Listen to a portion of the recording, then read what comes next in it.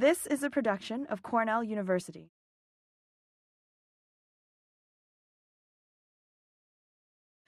As part of the Zalaznick reading series made possible by the generosity of Barbara and David Zalaznick, the creative writing program is proud to feature the Cleveland Memorial Reading. Our next event will be on March 15th with Julie Schumacher, introduced by our very own Stephanie Vaughn.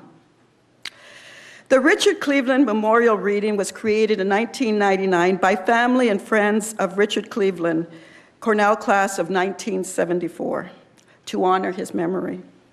The first Cleveland Memorial Reading was launched back in 2000 by none other than Kenneth McLean, the W.E.B. Du Bois Professor of Literature Emeritus, and Robert Morgan, the Kappa Alpha Professor of English. This would have been more than appropriate, as McLean was a classmate of Cleave's and Morgan, his creative writing teacher. His friend Charles Ferris remembers, quote, "While he was a student, Cleave was a frequent reader at the English department's Temple of Zeus weekly poetry reading. And after he graduated, he remained in Ithaca and published a newspaper known as the Ithaca Grapevine for 5 years, before heading west, while he ultimately settled with his wife, Gwen. I'm sorry, Gwen. I kept practicing, okay. Along with a river in Montana where he housed and guided fly fishermen. Richard Charles Cleveland was born in 1952, and to his friends and family, he was always known as Cleve. Always a seeker of misadventure, Cleve was an accomplished naturalist and was also legendary for, quote, a series of swamp dinners scavenged entirely from his surroundings and served to his friends. A typical menu might include pond scum soup, ferns, and raccoon, unquote. This little fact reveals what a man Cleve was. Not only a curious, fun-loving, and celebratory man, but also a consummate editor and poet and founding member of Cornell's literary magazine, Rainy Day. His friends and wife, Gwen, established a reading fund in his name in an effort to, and these are Ferris's word again, perpetuate the process of communion with writers, of which he and his friends very fondly knew when they roamed the halls of Goldwin Smith, unquote. And this is always a special reading for us because this is a time when we really, truly, you know, the department and the creative writing program and Cornell University, that we showcase the incredible faculty that we have here. And so I'm always excited for the Cleveland. I mean, it's a beautiful reading. So now let's go with J. Robert Lennon. Okay. Kim Barnes called John a true contemporary man of letters who has a finger in everything that has not only to do with history and traditions of literature, but its contemporary and cultural manifestations. Karen Joy Fowler identifies John's work as, quote, slipstream, a literary space currently occupied by such writers as Callie Link and George Saunders. This is a genre paradoxically defined by being indefinable, characterized chiefly by its ability to make the familiar suddenly feel strange and unsettling. J. Robert Lennon is the author of 2 collections of short stories, Pieces for the Left Hand and See You in Paradise, and 8 novels, oh, John, including Mailman, Familiar, and most recent, Broken River. His short fiction has appeared in The New Yorker, Granta, the Paris Review, Harper's, and his criticism in the London Review of Books, The Guardian, and the New York Times Book Review. When does John sleep? That's all I know. Anyway, John Lennon.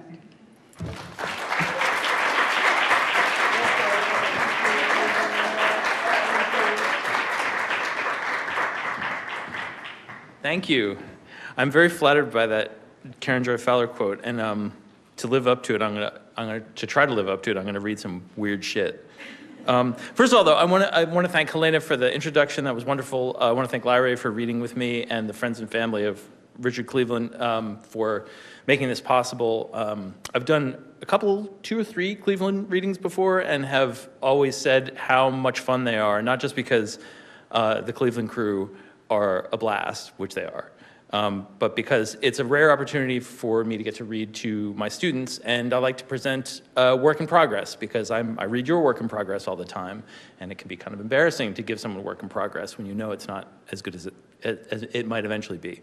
Needless to say, I've picked one of the most polished bits of this novel podcast, just making everyone feel bad. No, I'm a couple of drafts into this novel called Subdivision. I'm going to read a couple of contiguous scenes from the middle of the book, and I'll give you a brief explanation of stuff you need to know. The protagonist is an unnamed narrator, a woman of around 30 maybe, and she arrives at a guest house in a small town with no memory of how she got there or any understanding of what she's supposed to do there. Among the characters she encounters are a 5-year-old boy who seems to be living in the attic of the guest house, a demon called the Bakemono that sometimes takes the form of a handsome man and sometimes the form of a badger, and a cylindrical digital assistant named Sylvia, who is with the narrator at all times and offers periodic advice. So in this scene in the middle of the book, the narrator has just gotten a job in a building called the Dead Tower, and she hears some strange noises and follows them to a door behind which she finds a fellow employee engaged in some kind of experiment. And the only other thing you need to know is that she's been carrying an enormous banana nut muffin for 30 pages in her hand. All right. I stepped into the office. There were no chairs.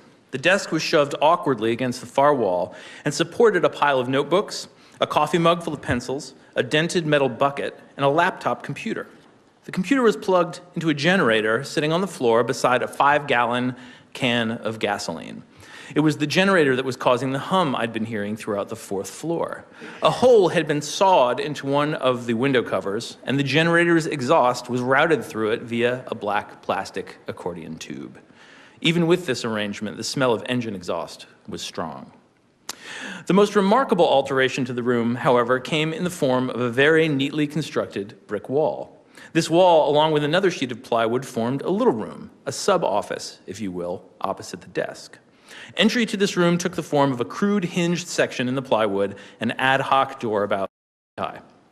A glance at the laptop on the desk suggested that a camera had been installed inside the little room. A window on the screen appeared to display a live feed from this camera. And beside the live feed, a constantly updating text box read, 000-38279, no leakage detected. Barrier permeability probability, 0.000000000027%. 000-38291, no leakage detected. Barrier permeability probability, 0.000000000000017%. The man turned to me. I could see now that he was quite young, in his early 20s. He was thin, and his curly hair was lank and mussed. He wore blue jeans and a stained white t-shirt. As you know, he said, his emphasis suggesting that, in fact, I did not know. Classical mechanics tells us that a thrown ball lacking the energy to crash through a wall should bounce back, right? Of course, I said.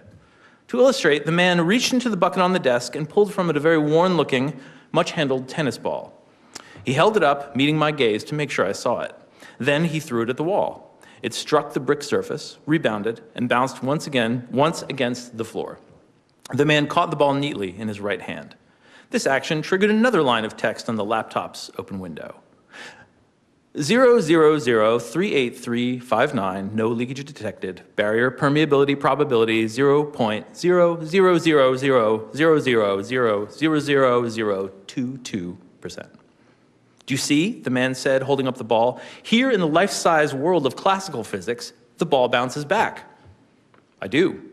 But in the quantum world, he said now, shaking the ball for emphasis, any given particle encountering an ostensibly impermeable surface has a small probability of permeating it anyway.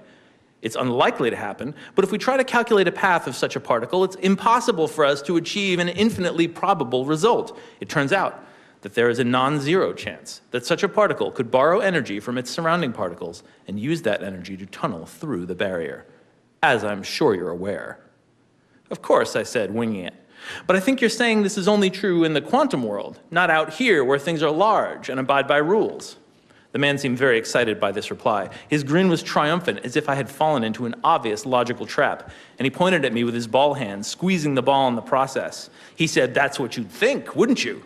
But the truth is that we're all living in the quantum world. Its logical mysteries are like an infinite speed bicycle that we're all riding all the time without even knowing it. If there is any probability of a single particle borrowing energy to permeate a barrier, then there is also a probability, however small, that an assemblage of particles," he held up the tennis ball triumphantly, "like this tennis ball, could simultaneously borrow enough energy to permeate another assemblage of particles." "I see," I said. "In other words," he went on, his eyes wild, "there is a non-zero chance that when I throw this tennis ball against that brick wall, it will go right through." In illustration, he flung the ball at the wall. It bounced back. He caught it. The laptop said, etc. "Forgive me if this is a foolish question," I said, idly hefting the muffin in my hand. But wouldn't it be more efficient to build a machine to throw tennis balls at the wall for you? In fact, doesn't such a machine already exist?" The man began shaking his head before I'd even gotten halfway through my question. "No, no, no, no. It is my belief that the quantum entanglement of this district is influenced by intent. In order for the tennis ball particles to know that they should coordinate in an effort to pass through the wall, they require evidence of a will for them to do so. That is, the particles that constitute me, the experimenter, must be entangled with the particles that constitute the tennis ball, which must in turn be entangled with the particles that make up the wall. Without that intent, the particles won't know to redistribute their energy to make the tunneling possible." I thought about this for a few seconds. "So you're saying," I slowly inquired, "that the particles need to read your mind?" The man folded his arms over his chest. He was beaming. "Exactly," he said. "I was wrong to doubt you. You do understand quantum tunneling." It had been a trying day, and though it was still late afternoon when I arrived back at the guest house, I lay down immediately to take a nap, first carefully resting Sylvia and the banana muffin on the bedside table. I dozed dreamlessly for what must have been hours, because when I woke, darkness had fallen, and my room was illuminated only by Sylvia's red warning light. She was announcing with some urgency, "A visitor, a visitor, a visitor." There, beside my bed, stood the little boy from the coffee shop. He was dressed rather charmingly in a very small, neatly tailored pinstripe suit and necktie emblazoned with lightning bolts. In one hand, he held a small, rectangular package covered in gift wrap, which bore a pattern of balloons, confetti, and the words, "Happy Birthday." And in the other hand, he held my banana muffin, which he had halfway completed eating. His jaw worked with bovine determination, and crumbs cascaded down his chest and onto the floor. I leaned over and switched on the lamp. "You startled me," I said to the boy. Sylvia was silent, but her red light, somewhat subdued now, continued to pulse. "Did you forget?" "I'm sorry," I said, sitting up. "Maybe I did. Forget what?" "You said you'd take me." I cast my mind back to one personal encounter with the boy, my one personal encounter with the boy. I couldn't remember promising to take him anywhere, but perhaps my memory was deceiving me. "I'm sorry," I said. "I guess you want me to take you to a birthday party?" The boy nodded, taking another bite of the muffin. "All right," I said, hanging my legs down from the bed. I rubbed my face. "Where's the party?" "Birthday house." "What's birthday house?" "It's birthday. The party is at birthday house. We're late." "What's your friend's name? The one with the birthday?" The boy ignored my question. "Let's go," he said. All right. A minute later, we were walking under moonlit skies through the streets of the subdivision. The little boy seemed averse to using the sidewalks. He preferred to march right down the middle of the road. After a block or so, he finished eating the muffin and quickened his pace. Despite my much longer legs, I was having trouble keeping up. "You know where we're going, I presume?" I said. He didn't reply. We walked in silence for a little while, the boy veering suddenly off in this or that direction, always returning to the middle of the street.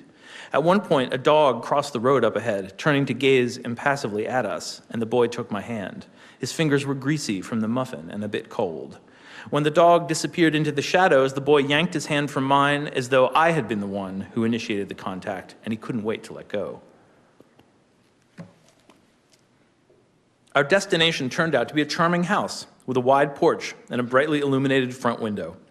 Inside, adults and children in conical party hats could be seen gathered around a table with balloons fastened to its corners.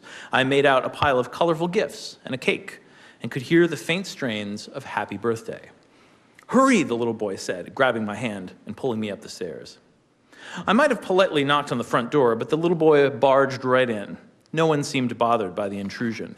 He ran up to the table and added his gift to the pile, then launched into the song, which had entered what I recalled was its third or fourth verse, depending on which of its many variations this group favored. Happy birthday, my dear. Here's a respite from fear. As you blow out the candles, thank the Lord you're still here. Happy birthday, my friend. All good things must end. Let these gifts help you salve all of the wounds you can't mend. Happy birthday, loved one. Time for compensation for the way you've been treated and your sufferings to come. We were well into the verse about the possibility of peace at last in the afterlife before people began to roll their eyes. "I'm bored," a child shouted. "I want cake," screamed another.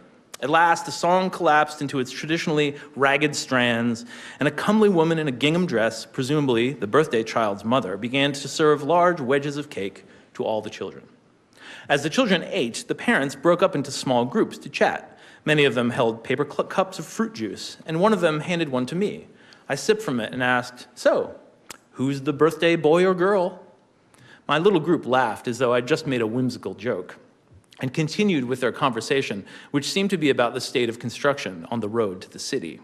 I felt a bit put off. My question hadn't been unusual in any way, I didn't think, and deserved some kind of answer. Instead of asking it a second time, though, I decided to try a different conversational gambit. I turned to the woman beside me, a tomboyish person with large eyeglasses and a fringed suede jacket, and said, "Which one is yours?" The woman, who had smiled at me when I turned to her, now frowned in evident puzzlement. "I'm sorry? Which child? Is it the one in the eyeglasses there? She's adorable." The woman looked at me with an expression somewhere between pity and mild alarm, as though I might be making fun of her or even issuing some kind of threat. She elbowed the man standing beside her, a placid-looking, bald fellow wearing a plaid shirt. "She wants to know which of the children," she said, "is mine." "Well," the man said, they're children. They're just neighborhood children." "I mean, it's their house," the woman added. "Haven't you been here before?" she asked me. "I try to come to birthday every few weeks," the man interjected. "Have you never been to birthday before?" the woman asked me. Her expression harbored the beginnings of relief, as though she'd at last divined a possible cause for my peculiarity. I sensed that an explanation was in the offing, but at that moment our conversation was interrupted by a loud cheer.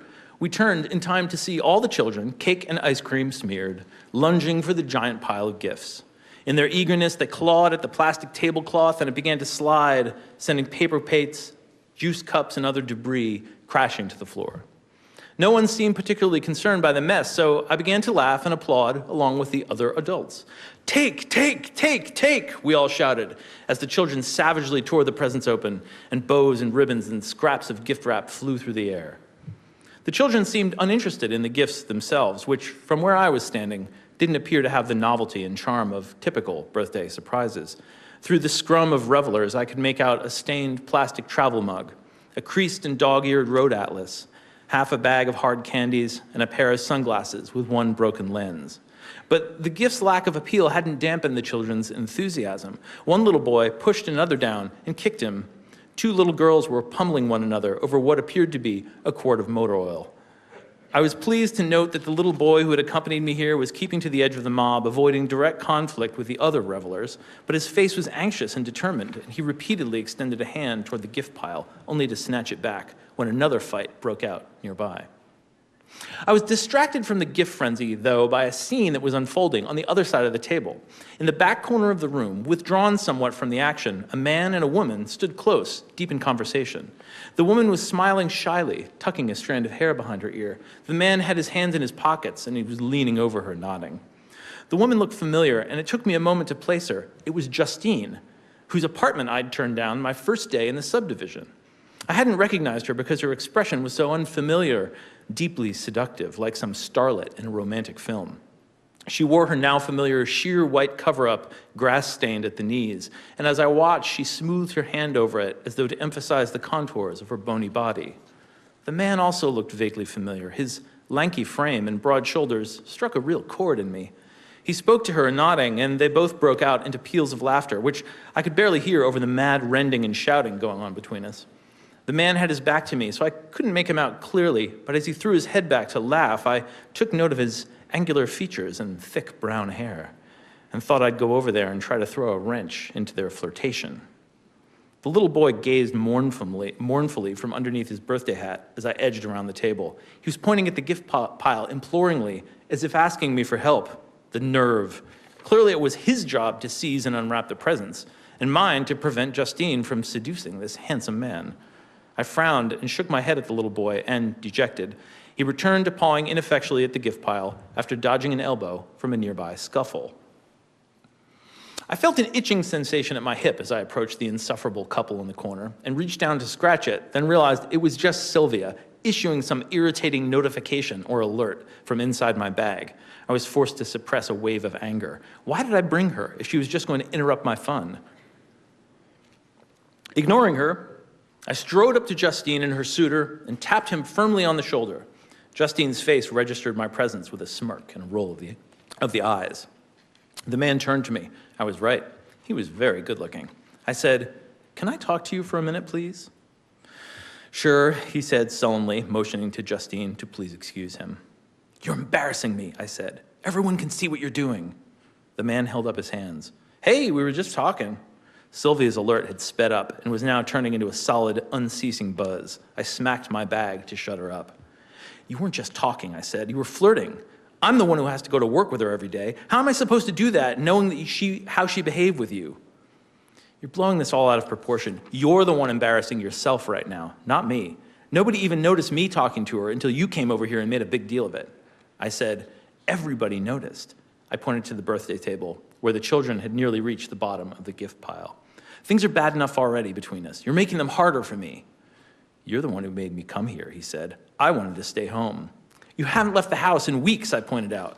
"There's a reason for that. I'm on medical leave. I'm sick. You can't just cheer me up."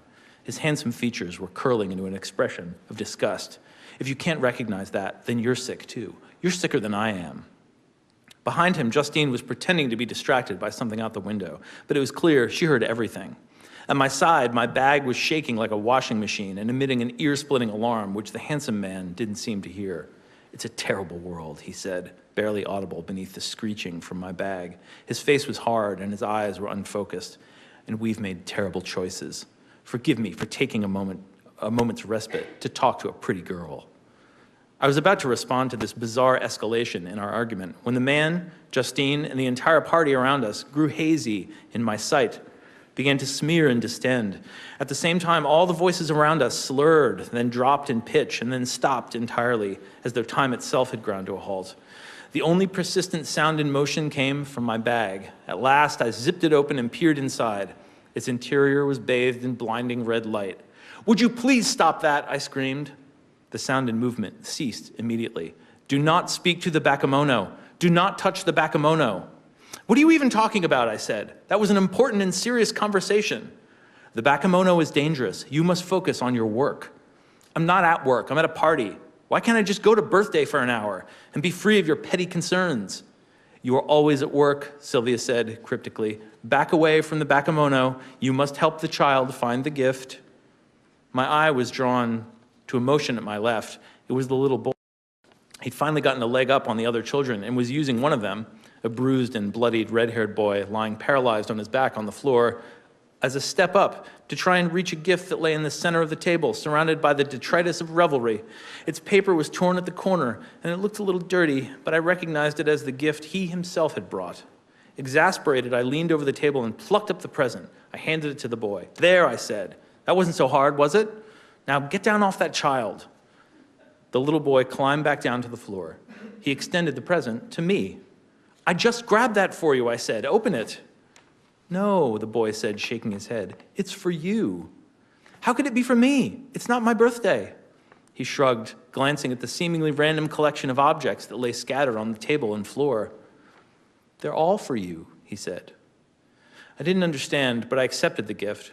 I noticed now that he had carefully wrapped it. The folds were sharp and precise, the cuts tidy, the whole was beautifully accentuated by a pink ribbon and bow.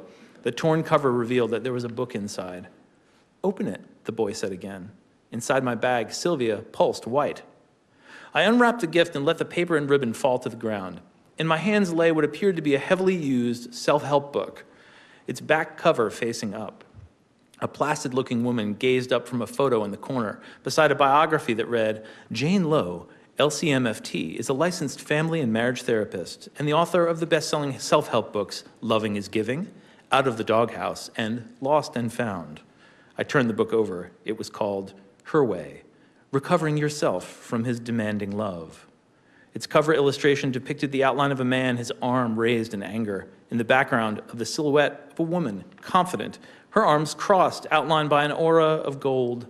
A blurb at the bottom of the cover, attributed to a Roberta Clarman, read in an elegant script, "This book saved my marriage and myself." Many pages were dog-eared, and sticky notes stuck out in several places. Furious, I turned to the little boy and snarled, "Where did you get this?" He appeared nonplussed. After a moment, he sighed. "What happens in my marriage is none of your business," I went on. "Do you understand?" The little boy shrugged again. "Let's get out of here," I said, exasperated. I shoved the book into my bag, pushing Sylvia aside, roughly took the boy's hand and pulled him toward the door. To his credit, he kept up, his little legs pumping in their pinstriped suit pants. Around us, the party was grinding slowly back into motion. I flung the front door open, and we marched down the steps and through the streets toward home. Thanks.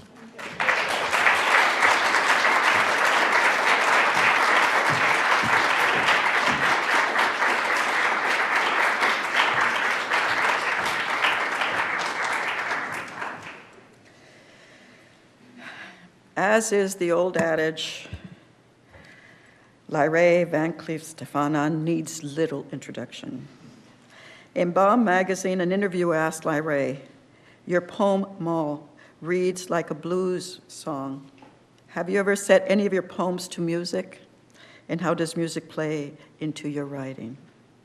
Lyrae replied, "I want to try to write a blues poem and tap into the sense of woe and play, which ties into one of the tensions that comes with the between of what is canonical and what is unrecognized," unquote. She also spoke of her desire to work with music and musicians just as well as her fascination with instruments and their African roots. Quote, "The banjo is my new obsession, and it is in some ways inspiring my new manuscript. There's a renewed interest in instruments, African roots, and the African American string bands, for which I am glad," she says. To me, all I think about when I think about all these projects and all these wonderful things that Lyrae does, these artistic trajectories always lead to the vivid geographical center of poetry. Lyrae is the author of Open Interval, a 2009 National Book Award finalist. Let me repeat that again.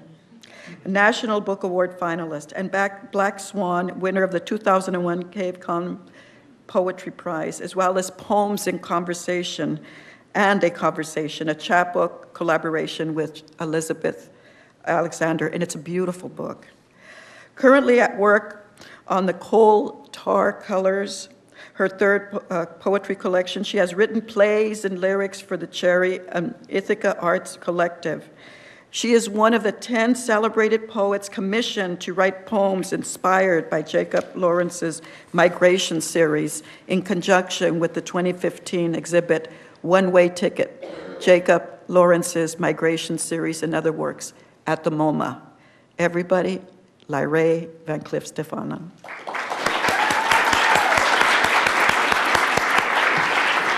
You go, girl.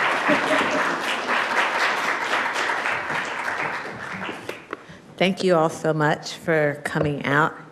Thank you for that beautiful introduction. Thank you, John, for reading with me as well. I am gonna start off with a bop poem because I'm obsessed with that form. Speaking of music and all of that, so I need to ask the audience if everybody knows who Jodeci is in here. Jodeci? So this poem is called Stay, and it's in conversation with Jodeci's poem Stay. I'm really think it's neat and like to think a lot sometimes about the way that Black folks pronounce things. And so in that song Stay, there's a lyric where JoJo sings, and all of my tears, you know, they left me drowning. And I love that pronunciation, drowning, as opposed to drowning. And so I just kind of wanted to play off of that. Stay.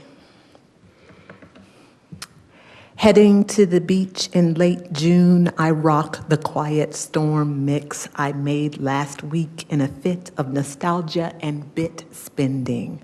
Silk and Sweat, Levert, Tresvant, and Gill, on and on for 99 cents a pop. 4 hours, so one loops long enough to get me almost anywhere I'm willing to drive myself. JoJo's voice, heavy as the torrid week, wrung out laments, and all of my tears, you know, they left me drowning. Don't you know the son, the brothers beg, and I admit I do, as well as I know the comforting dark I do of a theater at midday, a matinee I do, a cool film against the out here's hot, wet glare, or the bath-warm Atlantic exhausting the Florida coast. As I know, too, the impulse to steer one's vehicle towards some other variety of wear and grind, familiar enough, the difference between grief and its performance. And all of my tears, you know, they left me drowning. The sea, when I reach it, smells like salt, the same in Massachusetts as in adolescence, where crusty sweet from Krispy Kreme, hot glazed now, mingled with the ocean grit on my fingertips. Stay here in my mouth. You know I'm thinking about you. One sweet ring preserved, pulled back to life from the crush and break surrounding. And all of my tears, you know, they left me drowning.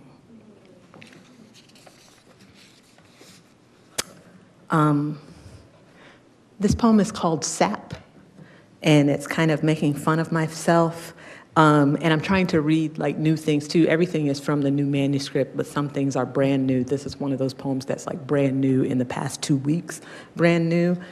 So forgive me if it's not quite pulled together. But in front of Lincoln Hall, the music building, on the way from Goldwyn Smith to the parking lot, there's a large tree that I'm a little obsessed with. I was always like a weird kid who kind of fell in love with trees, and that tree over the years has grown very special to me. Sap. I ask the tree to register me, and it stings. What for? Some ridiculous itch nibbles, hails hate, hiding, plain, In sight, a twitching, claw-gripped pendant fixed against bark lapels. A glimpse, and this network exposed, my almost ancient urge to lick or for a loam and petrichor scent, s'il vous plaît, parfumier. Something to match its umbered amber drip, its grip, its scratch, its unstraight stretch towards warning femme. Look up, that patch of flame in the limb pit. Worry, winter amplifies. Will it spread? Will spring rest morning with its feckless inflammation of flowers? Will me to pick some new arboreal altar to shove my adoration towards? Effulgent ignorance, but real, such anxiety this. I would miss it if it changed too much. My favorite, I call it friend.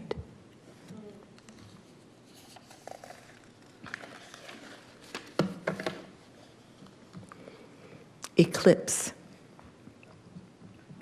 Between himself and the light pink spot on her cream-colored dress where the sweet strawberries' red juice dripped, she creates and inhabits a space between noise. He knows the girl who lives for one space, which she creates, the girl who is a reactor creating this space. Even here, she can hear the silence where she wants him. He must not become concrete to her. He must become a concrete listing. The idea keeps her company on trips when she is silent. By not speaking, he practices a future of space. By collecting the thing, its word-fit world. He leans. Raw sugar digs the flesh on the side of his hand. He can hear the amber crystals breaking in her mouth.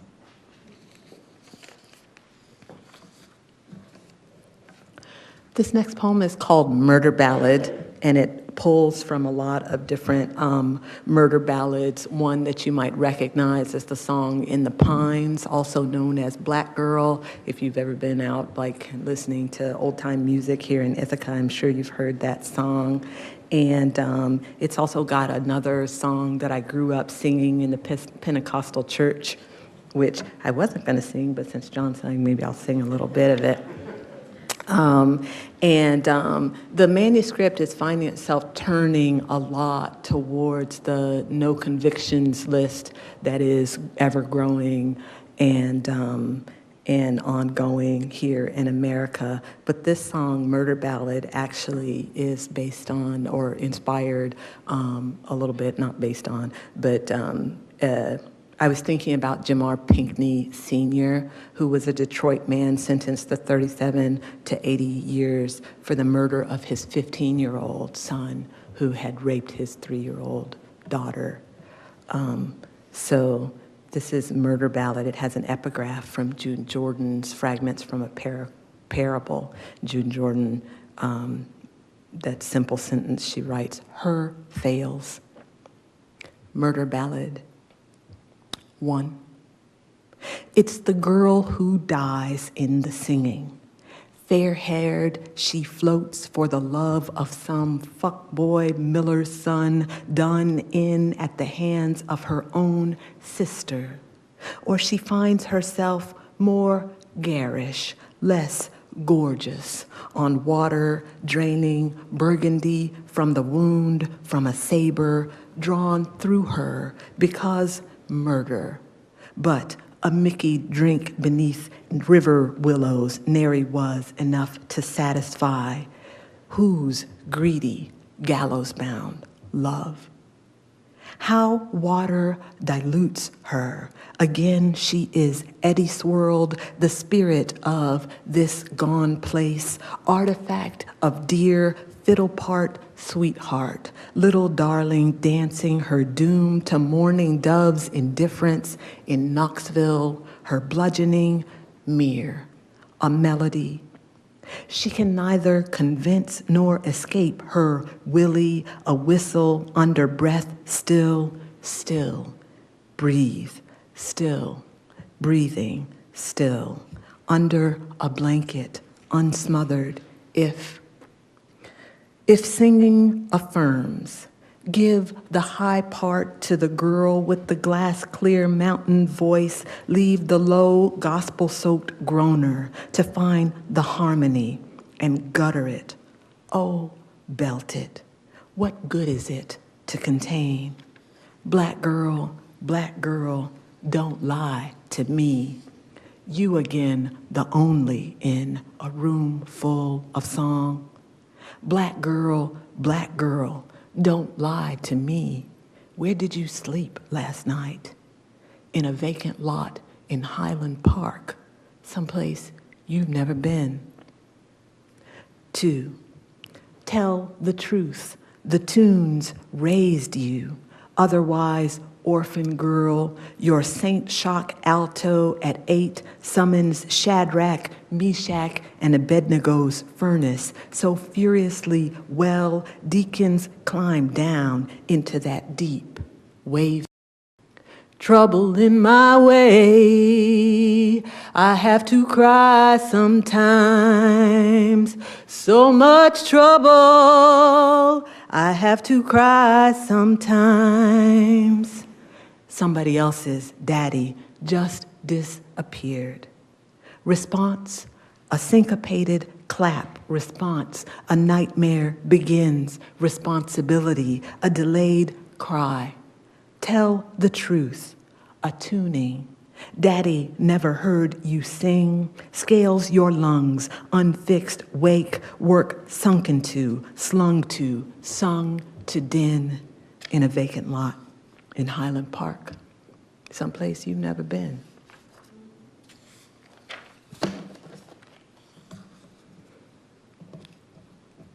This is measure. I find myself thinking a lot and reaching for the wisdom of my great-grandmama Henny Bush Roundtree these days. People who have been in my house have seen her because I'm always like showing people her portrait because I have her exact eyes. And it's so like kind of weird to me as I get older to see that become more and more pronounced. Measure. Oh, and this was something that she used to say to us all the time, so I should like kind of tell the story behind this. So my mom had 4 kids, Pixie, Craig, Lyrae, and Sydney, who Mama, my great-grandmama, referred to as Trishy, Trey, Gal, and Boy. So I was Gal, because she got tired of names and weird ones too to try and, no. And if we were like kind of acting crazy and stuff like that, the question she would always ask us is, what ail you? Like, what ail you, child? Measure. What ail you? Gravitational waves. I need to parse this remnant echo of my great-grandmama's care, a model of the known universe. Her hand-tied patchwork would land heavily on me, a laying on of layering I wish I still slept under, loose ends of her tight red knots, fastening I miss, distilled to gal, third-born essence of Southern upbringing. After 2 siblings, she slant-rhymed to their names, and before the baby brother, she called simply boy, pronounced with a hidden W, like a questioning kiss goodbye. Boy, what ail you? I dictionary my inheritance to centimeter, gram, second, and tie myself together with it. Accelerate toward grace, grounding nomenclature, again to field, to fern, to the inexact, exacting heaviness of family. A bend in the road in Crescent City, Florida, where left to my own devices, I might lie down under moss and humid night, cutting the fool, what ail you? Where I hear her question, pulling me still.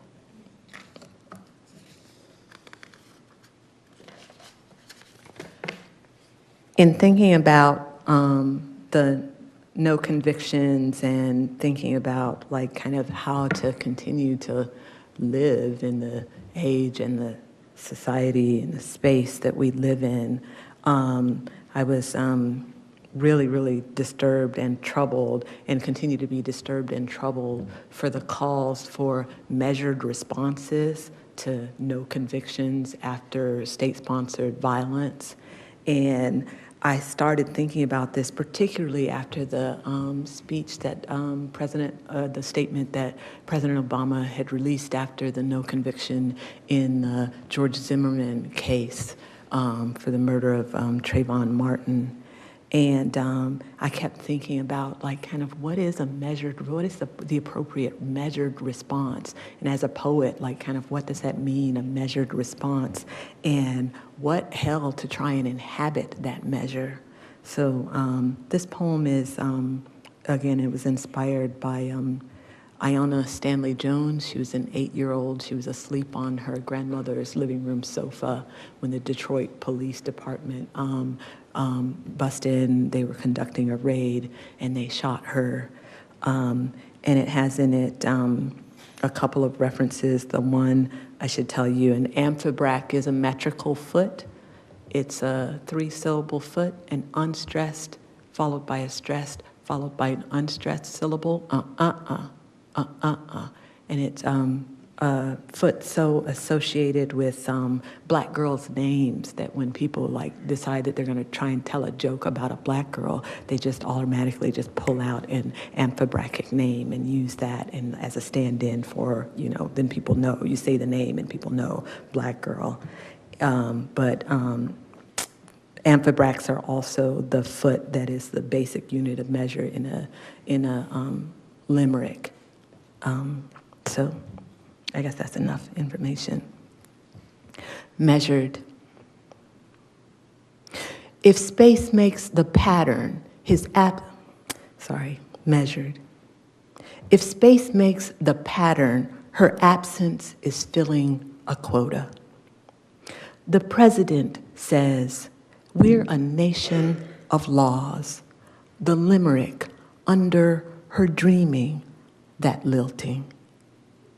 At 7, a Seuss rhyme's still funny. And who's to say wouldn't have been still at 30? The Sneetches, or what was I scared of?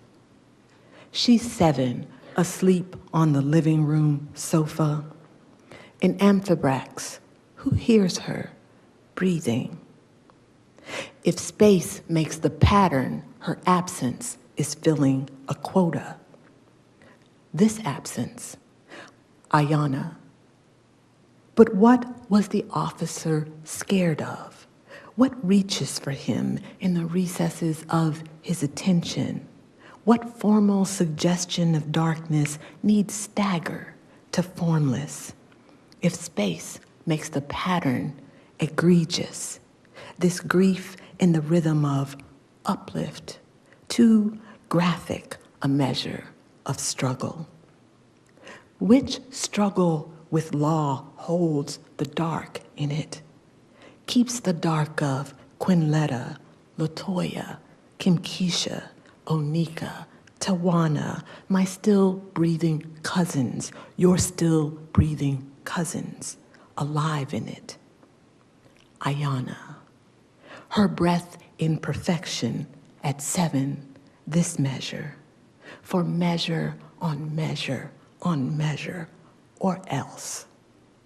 Law is dead, Ayanna. It never was.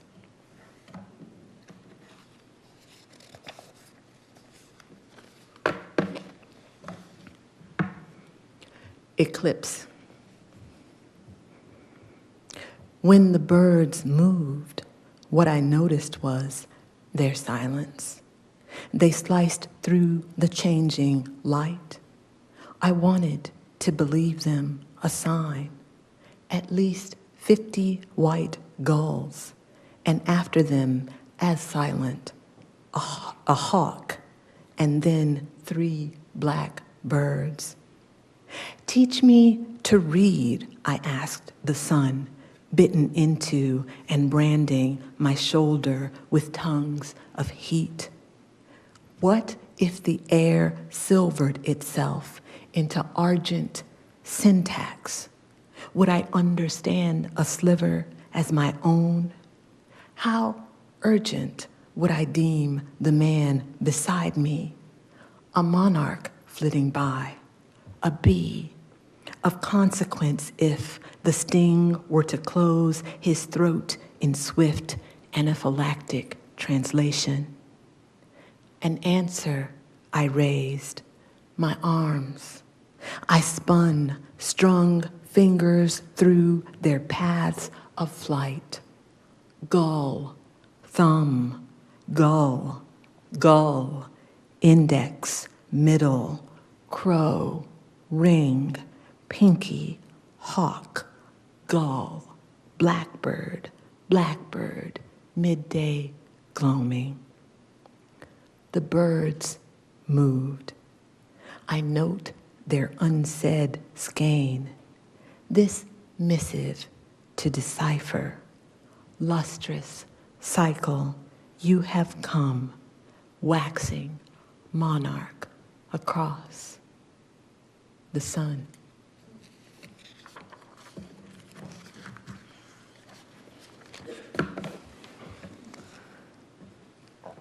This poem is called Shake and Pour, and it's thinking about like the time that we're living in and thinking about the changes that it makes upon a person to live in a time like this. And I was thinking about, especially recently, so this is a brand new poem. I wrote this poem this week. So again, forgiveness and suggestions. I was thinking about it because I've been here for 14 years, and for most of those years, at the end of every class, I would take my classes to my house for a celebration at the end of the semester, and I would make pancakes for them. It's a practice that I recently stopped, and there's something about the atmosphere and the time that like kind of shifted my perspective on the making pancakes in a way that it makes me really sad, but also made me think about, what you doing, girl? So this is Shake and Pour. It's brand new. Hopefully y'all can tell me if it comes together. This interaction that happens actually did happen on the Commons too. There's a person from town who maybe if you've lived in town, you might recognize. Shake and pour. Time would invent itself for the hour, its texture of a Sunday risen, oh joyous, Jesus can work it out on the AM dial before my favorite praise break was Columbus to shill the latest so-called breakthrough in personal computing. Chrome. You could have bought me mirrored there for a nickel the first time I heard the ad. Had I slipped without notice through the buttonhole passageway I'd long sought on the Commons, eye out for the striking downtown dancer who'd fabulize a rave before my eyes in shiny silver hot pants and a belly shirt. To where had he disembarked those 3 summers I fretted his absence, only to reemerge before me out front of the waffle frolic? The Nazi dance is real. I've done it. He blinked at me remotely in response to my insistence. Tell me how to get to where you are.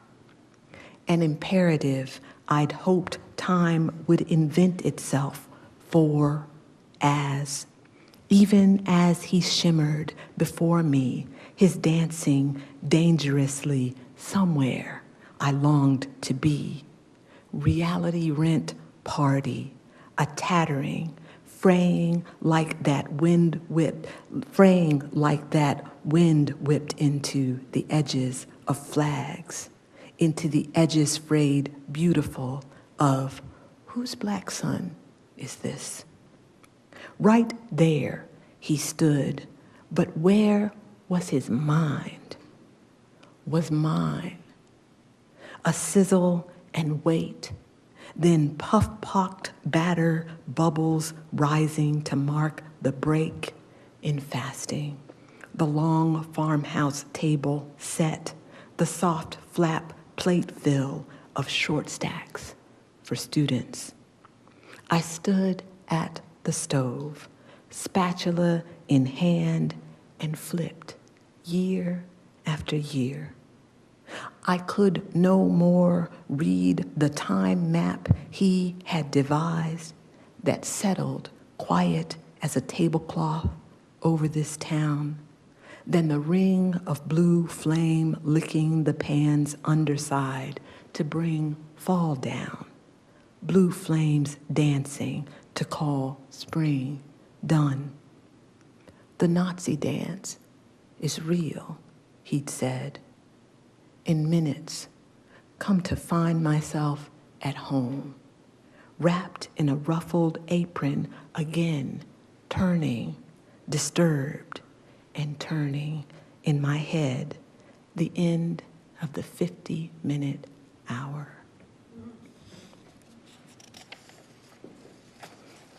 Thank you all so much for listening. Oh, I was going to read one more. I was going to say.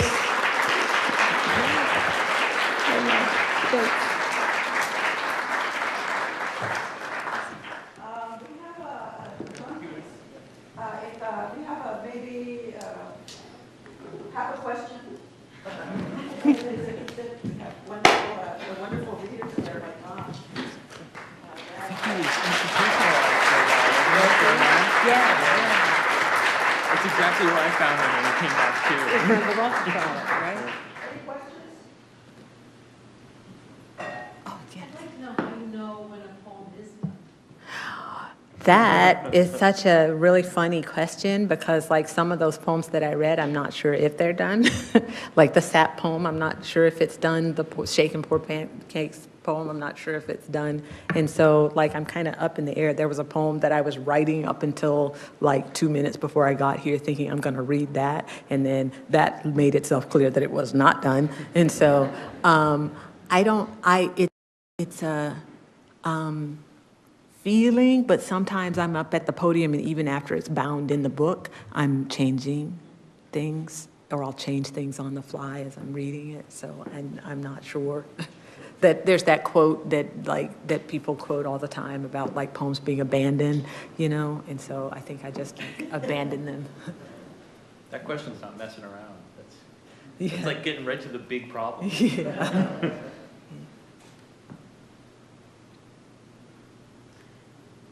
Okay. Wait, they'll do it. They'll do it? Just gotta wait. I feel like we're David Attenboroughing the questions. The audience is shy, but if you wait. Oh, there's one. Okay, here we go. Nacho. John, what made you choose the characters that you did, particularly like the kid, the Afro human, and the Thanks, Nacho, and thank you for listening to us. I wasn't sure, really. This book came from, I took about a year of notes where I was just like, I'd see a web link. Most of the links and photos I'd taken and photos I found online, mostly about like municipal architecture and how the structure of a place affects the way we live in it, what it's built for versus what people actually do there. So there's a lot of buildings and houses and weird architectural anomalies in this book. But I didn't have an actual story for it. I just had all these notions about a kind of not entirely realistic world that collects the strangeness of space, right? And so I just started, I'd gone and did a reading, what the hell was it? Somewhere near Rochester. It was a college near Rochester. And they put me up in this B&B that was run by a retired judge. And when I got there, there was a giant table in the dining room with a puzzle on it. And the lady, the judge, said to me, "Come down anytime to work on the puzzle." And I wrote to a friend, like at my guest house, they said, "Come on down anytime and work on the puzzle." And I can't remember who I wrote to, but they were like, "That's the first line of something." And so I wrote that line down and just kept going. And about 10 pages in, I was like, okay, I know who this is. And it just sort of came, the voice came to me, and I realized, oh shit, this is the novel with all the stuff in it. So then I stopped, pulled back, did a bunch of research, figured out her backstory. And the novel ended up being sort of about her kind of processing trauma of a relationship in the past. And you, the reader, kind of figure that out over time, but she never really does. So yeah, it came from the voice plus the research. It wasn't really deliberate. But once I had that voice, I do this, I might have done this assignment with your class where I hand out like a dossier with a bunch of blank spaces, and it's like name, age, hometown, sort of bland details. And then the further down you get, the more like esoteric the details become, like dream she had last night, And so once you fill in the bare necessities, suddenly you picture somebody and they start to become somebody, right? And it was very much like that. It came from these couple of lines, and it became a woman, and then it became her story. So kind of an obscure answer maybe, but that's how it happened.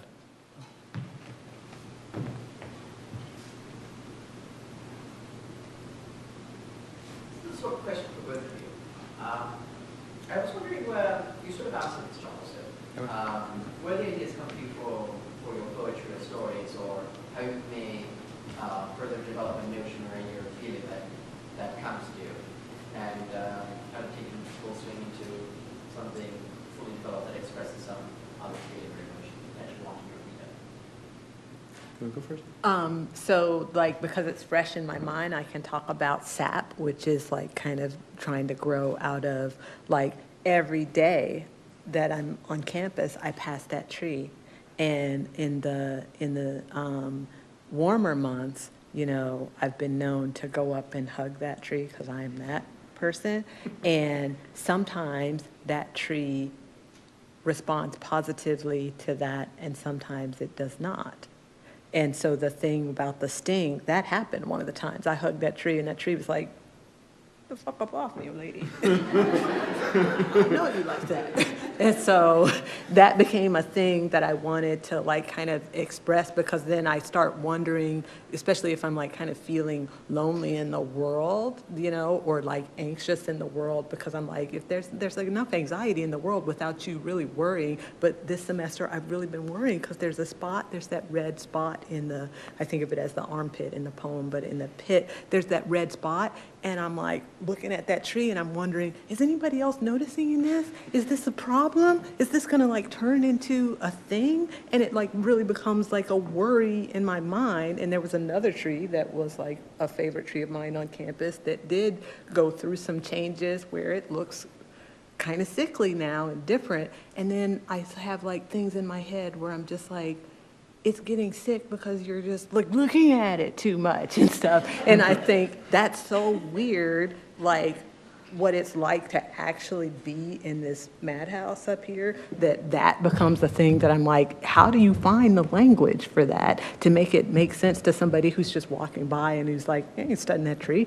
or like not that interest, like how do I make that interesting, and how do I make it a point of connection, and how do I make it so like it's a bridge so that we both feel less lonely in the world becomes the project for me, if that answers or makes sense. Should I take a crack? Yeah, I feel like that's where do the ideas come from question is a common one, and that might be because none of us has ever given a satisfactory answer, because I think it's totally different for each writer and even for each project that they're working on. For me, the best ideas usually surprise me. It's not when I'm trying to do something, or if I'm trying to do a thing this is the thing that I do by mistake. And then I gradually realized that the mistake is the real thing. I tend to leave things a little undercooked too. You talk about the sort of the relationship between you, the writer, and the reader, and how we come together. This kind of like letting the reader fill in stuff, not explaining myself too much, so that it gives you, because as a reader, I love the enigmatic, not the confusing, but the enigmatic. I say this in workshop a lot, like you're explaining too much here, or you're not explaining quite enough here. You want to find that sweet spot where the reader feels this sense of discovery, not like they're being lectured to. And it's kind of hard to achieve, and related to that first question, it's hard to know when you've done it too. It's hard to know when it's done. I mean, my answer to that question would be it isn't. It's just not done, ever, anything. I mean, it's printed in a book eventually, and then you can't work on it anymore, but as Lyrae said, you do. So anyway, that was kind of a discursive answer, but. How about one more? This, I guess, is probably more for Lyrae. Do you feel like a sense of immediacy about an emotion lends itself to better poetry, rather than having emotion or emotional moment or a moment's recognition because of grief and then waiting? And do you feel like you lose the sense of immediacy and urgency when you're in the editing process of a poem? And if so, how do you do that? I don't, and I mean, I have to preface this by saying, so each of the books has taken, I think it's 7 years. This is a book of poetry, too. 7 years to get 48 pages out, and so and it's not always kind of coming from an emotion or something like that. I'm obsessed. I hope that you can hear it in my poems with physics is a thing that is just kind of constantly on my mind and that I'm thinking about. And so sometimes I'll start thinking about a poem and it better not lose its sense of immediacy as I'm working on it, over revision, because sometimes I have to teach myself to the science to be able to make the poem that I'm trying to make. And sometimes it's shoving the science in there in a way that's just okay, this is how this all works, and then pulling that out because it's that was for you, that was not for the poem, that's not going to be the thing that makes this poem run. And so how much of that is how much of that can you just take out and do without in order to kind of be left with something distilled or something that's essence? I think it's 5:45.